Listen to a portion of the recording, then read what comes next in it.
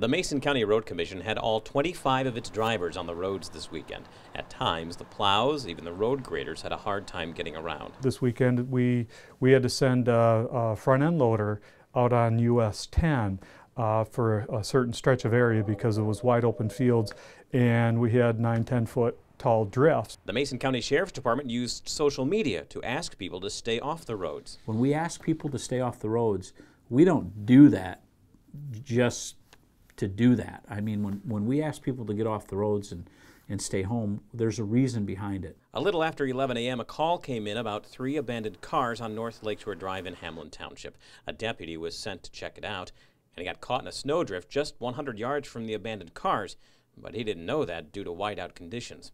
Sheriff Cole says the deputy called for a tow truck, which couldn't get through the snow. The Road Commission sent a grader out, and a deputy waited an additional 3 hours for a grader, and the grader had made it within about a half mile of him and then couldn't go any further. Sheriff Cole says at that point the car's fuel gauge was below the E for empty. He got out of his cruiser, and the wind and the snow was blowing so hard that he lost where he was at and actually ended up, he thinks, on Hamlin Lake on the ice. Sheriff Cole says listening to the deputy's calls for help on the radio was difficult. When he called on the radio and said he needed help, it was clear in his voice that he was in a very distressful state.